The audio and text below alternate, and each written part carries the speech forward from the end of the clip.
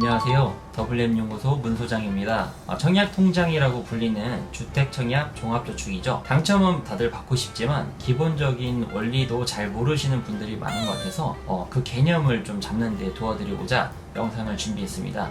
끝까지 시청해주시면 감사하겠습니다.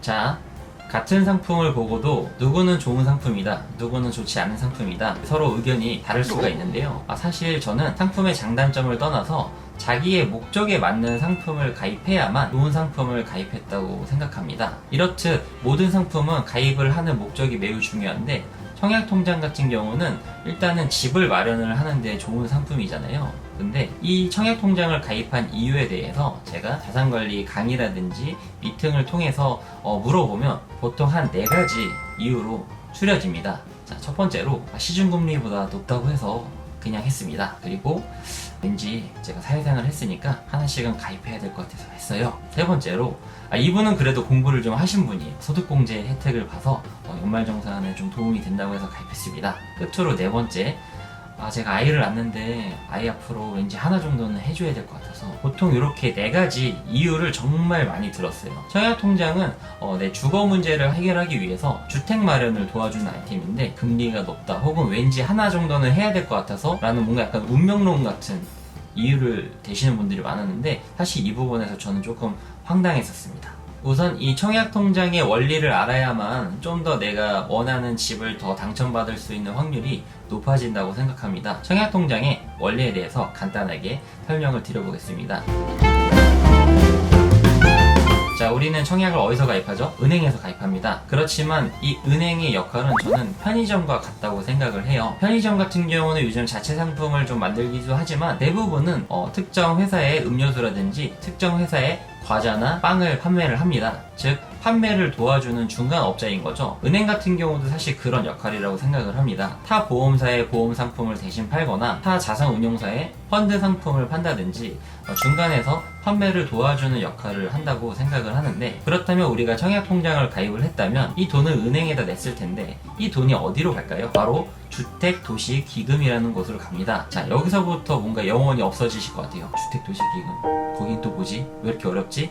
자, 이해를 돕기 위해 잠깐 홈페이지에 나온 글을 읽어드리겠습니다. 자, 주택도시기금의 역할은 국민주택채권, 청약저축, 융자금 회수 등으로 자금을 조성하여 국민주택 및 임대주택 건설을 위한 주택사업자와 주택을 구입하고자 임차하고자 하는 개인 수요자에게 자금을 지원해주는 역할이다. 다시 한번 말씀드리면 주택사업자란 이 주택을 구매하고자 임차하고자 하는 사람들을 위해서 도와준다 라는 역할을 이해하시면 되는데, 좀 더 다시 한번 쉽게 아주 싼마이 느낌으로 설명을 드리면 우리가 넣은 돈이 은행을 통해서 주택도시기금에 가는 거예요. 그러면 주택도시기금에 가면 그 돈이 이제 건축을 하는 이제 시공사한테 가는 겁니다. 야, 너네 이거 짓고 싶지? 그럼 내가 도와줄게. 근데 이 돈이 사실 내 돈이 아니고 청약통장 가입하시는 분들이 준 돈이란 말이야. 그러니까 나중에 너네가 이거 건물을 다 지어서 팔 때 이 통장을 가입한 사람들한테 우선적으로 분양받을 수 있도록 도와줘야 돼. 알았지? 이런 약속을 해줌으로써 우리 청약통장을 가입한 우리가 분양을 받거나 임차를 할 수 있도록 기회를 우선적으로 받을 수 있는 겁니다. 자, 그렇다라고 하면 한국에 살고 있는, 거주하고 있는 한국인이라면 누구든지 가입을 할 수 있고, 가입을 했다는 이유만으로 언제든지 분양가로 분양을 받거나 임차를 할 수 있는 건데, 재테크를 할 때 이미 집 마련이 전혀 고민이 아닌 분이 아니라면 사실 이 청약통장을 가입하지 않거나 활용하지 않는 부분은 매우 안타까운 일이라고 개인적으로 생각이 듭니다. 그리고 청약통장에도 종류라는 게 있습니다. 무슨 말이야? 청약통장 다 똑같은 거 아니야? 이러시면 안 되는 겁니다. 이러시면 안 되는 거고, 자, 청약통장에도 종류가 있습니다. 지피지기면 백전백승이라고 적과 나를 알면 승리할 수 있다라는 뜻이잖아요. 자, 청약통장에도 종류가 있기 때문에 내가 어떤 종류의 청약을 가입했는지 먼저 파악을 하셔야 되는데, 청약통장은 2009년 이전과 이후로 나뉩니다. 무슨 얘기냐면 2009년 이전에는 청약저축, 그리고 청약예금, 청약부금이라는 이름으로 총 3개의 통장으로 나뉘어 있었습니다. 그래서 청약저축은 일반 SH나 LH에서 하는 공공주택을 위주로 하는 전용 상품이고, 우리가 알고 있는 프로지오나 레미안, 힐스테이트 이런 개인적인 브랜드는 민영이라고 하는데, 앞서 얘기했던 청약 예금과 부금은 민영주택을 받기 위한 통장으로 목적이 다릅니다. 자, 그렇다면 청약저축은 SH나 LH에서 짓는 것을 주로 받을 수 있다고 말씀드렸는데, 청약저축을 가입해놓고 나는 레미안을 받는 게 꿈이야 라고 하면 정말 평생 꿈만 꿔야 되는 거예요. 근데 지금 그걸 모르신 채, 본인의 통장의 종류를 모른 채 그런 생각을 하면 당연히 안 되겠죠. 근데 이 세 가지를 합쳐서 2009년에 청약저축, 청약종합저축이라는 이름으로 나왔습니다. 그래서 2009년 이후에 가입하신 분들은 종류에 관계없이 아무데나 다 넣으실 수 있게 되었습니다. 이렇게 종류가 다른데 내가 가입한 통장이 어떠한 종류의 청약통장인지 확인하시는 게 중요합니다. 그러면 우리는 이제 청약통장의 기본적인 쉬운 원리와 그리고 통장의 종류에 대해서 알게 되었어요. 이제 청약을 어떻게 넣는지, 어떻게 하면 당첨을 받을 수 있는지 간략하게 방안을 알면 더 좋을 것 같은데요. 방법은 두 가지로 나뉘어 있습니다.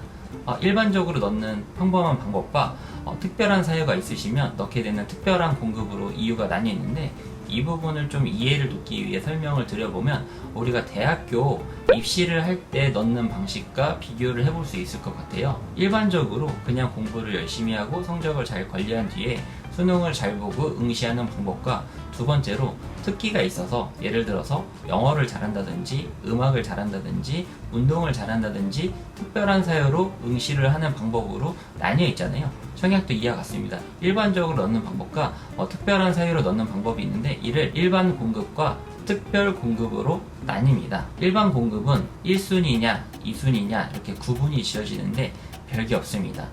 가입한 지 얼마나 됐고 납입 횟수가 얼마나 됐으며 총 넣은 금액이 얼마나 됐느냐에 따라서 1순위냐 2순위냐로 나뉘는 건데, 1순위를 맞추기에는 너무나도 쉽습니다. 그리고 두 번째로 특별 공급이라는 방법이 있는데, 저희는 혼인신고한 지가 얼마 안 됐어요. 신혼부부 특별전형. 저는 애가 3명이 넘게 낳았습니다. 다자녀 특별전형. 저는 태어나서 집을 처음 마련하는데요. 생애 최초 특별전형. 그리고 이 외에도 만 65세 이상의 부모님을 부양하고 있는데, 부모님 앞으로 주택이 없다면 노부모 부양이라는 특별 전형이라고 넣을 수 있는 게 있고요. 또 이 외에도 장애인, 그리고 국가유공자, 기관추천이라는 여러 가지의 특별 전형이 있습니다. 그러면 이제 내가 가입한 통장이 어떤 거고 내 상황이 노부모 부양이 유리한지, 아니면 혼인신고한 지 얼마 안 돼서 신혼부부가 유리한지, 알고 보니 우리 집안이 유공자 집안이라서 유공자로 받을 수 있는지, 이런 부분들을 본인의 상태와 그리고 내가 원하는 청약이 어떤 건지 잘 파악하셔서 넣으시면 원하는 집을 당첨받는데 도움이 되실 겁니다. 오늘 준비한 영상은 여기까지고요. 제 영상이 도움이 되셨거나 저를 응원해 주실 마음이 있다면 구독과 좋아요, 감히 부탁을 드리겠습니다. 감사합니다.